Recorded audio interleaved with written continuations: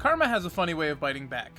35 years after Robert Irsay moved the Colts from Baltimore to Indianapolis in the middle of the night, his son, Jim, sold the team just before the start of the preseason. After personal demons started affecting the team, a work environment that saw rising star quarterback Andrew Luck retire in his prime, and losing the NFL Combine to the soon-to-be-completed Los Angeles compound, Jim decided to sell the team to the highest bidder and focus his attention on his ever-growing music memorabilia collection. The highest bidder happened to be Derek Carrot Sr., grandfather to rising North Texas coaching legend Derek Carrot III. Carrot Sr., an ex-SMU booster banned after the death penalty, finally had a way back into football. His first order of business? Moving the Colts down to his home state of Texas, becoming the Houston Voyagers. The rest of the NFL, stunned by the move, was simultaneously intrigued at having same-city rivals in the same division, but were still skeptical as to why Carrot had decided to have his scouts focus heavily on players from North Texas.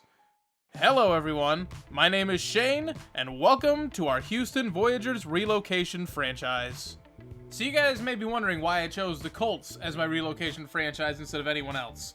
There's other teams that are easier to tear down, this might be an unfair advantage, etc, etc. There's two very good reasons for this. 1, Quentin Nelson. 2, Darius Leonard. That's all it comes down to. And actually the rest of the offensive line is pretty good. I'm not going to be holding on to Costanzo here because he's 31 already. You got Ryan Kelly, who's an 83 overall center. He's still only 26. And we have Braden Smith, who's only got 1 year of experience. He's a 23-year-old 80 overall. You've got 3 offensive linemen that are at least star development. You've actually got a superstar in Quentin Nelson. And you guys should see by now how much I love the offensive line. So of course I'm going to build around that. Linebackers need some work. The secondary needs a little work. Malik Hooker is pretty good. But otherwise, I'm going to go through and gut this roster. I'm going to go through and trade away basically anyone I can. I'm going to get first round picks, but for 2021. I'm not aiming for 2020. You guys will see why when we get to the draft. Okay, so now that the team is successfully gutted, we have Nelson and Leonard as our best players, Kelly, Hooker, and then some free agency guys who had to sign. I'm rocking with Tyree Jackson at quarterback this year because Hoyer was making like $5 million a year, so I just cut him. I also got the problem children of Chad Kelly and Kyle Lauletta in the back. Halfback, I couldn't find a reasonable offer for Hines. He's a 77 overall star development who's only 22. I'm not just going to trade him for a 4th round pick. I'll hope that he does well this year, maybe goes up to an 80, and then we can get some real value next year. Funchess is on injured reserve. I can't trade him. I tried. I got Clint Bowling, who did me well when I did my Bills franchise, so I might as well grab him here. Middle linebacker, I grabbed Mason Foster. Right outside, I grabbed Perry. So our linebackers are actually better than they were before the purge. And if you look at this, I think I accidentally traded for this Kansas City pick. That was supposed to be for next year. But this year, we've got a 1, 2 2s, a 3, a 4, a 5, a 6, and a 7. Next year, there's going to be 11 first-round picks next year. Couple of 2s, couple of 3s, a bunch of 5s, 6s. So next year is really when we're going to build the roster up. Now, we're going to sim this first season, but I'm going to focus on the training anyways. I want to get these guys who I want to build the team around and really strengthen them. It's going to be cheesy. I'll have Quentin Nelson like a 92 next year probably. But I'm going to focus on that and get golds and just focus on these guys. I'm going to focus on the offensive line. And then defensively, we're going after the linebackers and the secondary. Kind of wish I'd done this before I traded everyone away. Oh well. We got the training done, so I'm going to go week by week and make sure the training is done the right way. But we're just going to sim forward through the whole season. You know we're relocating to Houston. We're going to be the Voyagers. I said it at the top. So now, the next time you hear from me, it'll be the postseason. So here we are in the off-season. We have successfully relocated to Houston. We are the Voyagers officially. As you can see up top, the Broncos have defeated the Cowboys in the Super Bowl. And if you're wondering how the heck that happened, I may have added Dominic Rosario from our QB1 career mode. And he is all the way up. He went up 10 overall during the season. Holy cow. So I may have just accidentally created a monster over there. As for us, we ended up going 6-10 last year.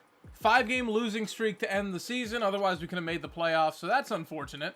It's kind of wacky. The Browns went 9-7. Everyone was sort of in that same cluster. The Bills, Jets, and Patriots all went 9-7 with the Bills taking the division. And yeah, the Broncos and Chiefs made the playoffs over here. The Packers went 12-4, but I'm pretty sure they signed Antonio Brown, so that may be why. The entire South, except for the Bucs, went to the playoffs. Cowboys won their division. The Eagles went 10-6 and didn't go. But meanwhile, the Cardinals went 9-6-1 and made the playoffs, won a division. It's all sorts of screwy. And as far as stats, Tyree Jackson actually did okay. He actually finished, I think, second for Offensive Rookie of the Year behind Rosario. And he was actually, I think, 9th in Offensive Player of the Year. It was something ridiculous like that. Zach Pascal was our leading receiver. He actually upgraded during the season, so he's a star development. Now, who wants to re-sign? Oh, we got $111 million in cap room. I guess I can sign you a one-year deal. Although I'm tempted to hit Funches with the franchise tag and just trade him. Yeah, why not? All right, now as far as free agency goes, I'm not going to go crazy. I'm not going to restrict. I don't have any actual restrictions. I'm just going to build a team. But I don't want to go too nuts. Dak Prescott has hit free agency. And Drew Brees. Holy cow. Okay, things are getting interesting here. But of course, I see the left guard. Okay, so I think I'll go after Fuller here. Pair him off with Moore. That makes a good secondary. Well, looks like we got him. Thank you, Trophy, for spoiling it. Alright, so the draft isn't going to be too exciting because I'm going to rename all these players after. And you'll see exactly what I'm doing, if you haven't figured it out already. Whatever their overall, any of that stuff, it doesn't matter. Because I'm modifying all of them. I have numbers already written down in my head. Well, he does have a hidden development. He's a superstar. I'm telling you, that's what the game has decided he is. He's a superstar. Alright, so 8 million years later, I have finished editing all these players. Now we can take a look at the draft recap. So with our first round pick, we took Nick Smith, our almost Heisman winning running back. I made him a 75 overall. None of these guys are X Factors. Nick Smith, I kept him as a superstar. I figured he almost went for the Heisman. I didn't want to give him X Factor just yet, but I considered it. And I also tried to give these guys their original number where it made sense. So Nick Smith got his number 21 back. Deion Noville's our second round pick, 78 overall. Again, he's a superstar. The player I drafted was that. Number 97, 78 overall power rusher. I think when I drafted this guy, he was actually a run stopper. And I just modified him, put him all the way up. 78's about the max you can get. And I figure the way he would dominate games, he had several 4-sack performances. Next up, we have Jalen Darden, our wide receiver. He is a star development. It's not hidden. I had to make him a star. But I figured he had I didn't want to make him superstar, but he was pretty good for us. Although it's funny, he's a deep threat. I kept trying to make him a better route runner than anything. But he kept coming up deep threat. I don't know. He wasn't that. I think all of his points I gave him went in the route running, but somehow that boosted up deep threat.